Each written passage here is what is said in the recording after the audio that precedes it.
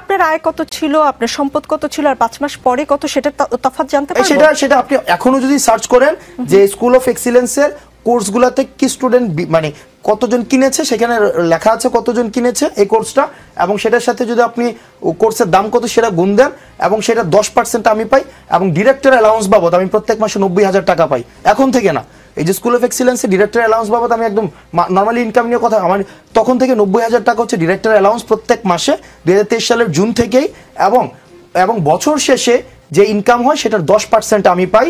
এবং যদি আমি ক্লাস নেই, মানে আমার প্রতিষ্ঠান যেটা আমি ডিরেক্টর, সেটার যে আমি যদি ক্লাস নেই, প্রত্যেক ক্লাসের জন্য আমার 10,000 টাকা সেখানে হচ্ছে আমাকে দেওয়া হয়। আর যদি ক্লাস না নেই, ফ্রিল্যান্সিং এ অন্য কাউকে দিয়ে ক্লাস করাই, সেক্ষেত্রে শুধুমাত্র বছর শেষে আমার যেই মোট লাভের আমি 10% পাই। আর আরেকটা প্রতিষ্ঠান যেটা এসিএস, আমি বলছি এসিএস এ আমি পড়াই, সেখানে ইংলিশ কোর্সটা এবছর প্রায় আমার 16,000 স্টুডেন্ট কিনেছে। সেক্ষেত্রে মোটামুটি পুরা কোর্স 8 কোটি টাকার বেশি বিক্রি হয়েছে। সেখান থেকে আমি প্রায় 50 লাখ টাকার মতো হচ্ছে আমি এই কোর্স শেষে পাবো। কারা কিনেছে সেটা তো জানা যাবে। আপনি চাইলে আপনি নিজেও কিনতে পারবেন। আমি আশা করব আপনি নিজে কিনবেন। কোন 17,000 আসলে 17,000 মানুষ কিনেছে কিনা সেটা নিশ্চয়ই আপনি এখন দেখতে পারবেন।